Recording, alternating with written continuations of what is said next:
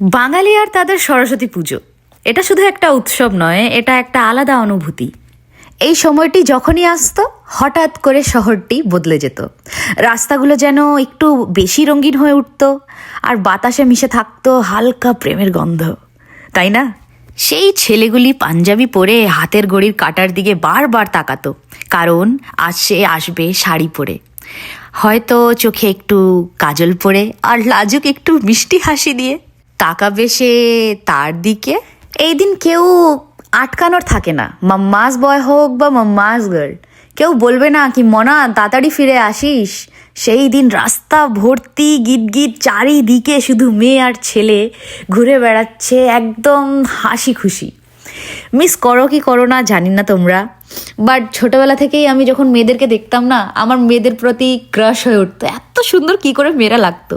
বাঙালিরাই মনে হয় রোম্যান্টিসিজমকে আসল মর্যাদা দিয়েছে। প্রত্যেকটা জিনিসে ভাই রোম্যান্টিসিজম কিন্তু দরকার। তুমি খাচ্ছ, তুমি দাঁড়াচ্ছ, তুমি মুভি দেখছো, প্রত্যেকটা জিনিসে কিন্তু তার কিন্তু প্রয়োজন। তোমরা মিস করো কি করো না আমি জানি না, কিন্তু আমি তো প্রচুর মিস করি। আর আমি তো এবার আমেরিকাতে ছিলাম, এত ভালো দিন গেল, আমি তো এইটাই এক্সপেক্ট করিনি কি আমার সরস্বতী পুজো এইখানে এত ভালো যাবে। হাতে খড়ি দেওয়া থেকে স্টার্ট করে অঞ্জলি, ভোগ, খিচুড়ি ভোগ, প্রপার সব কিছু হয়েছে।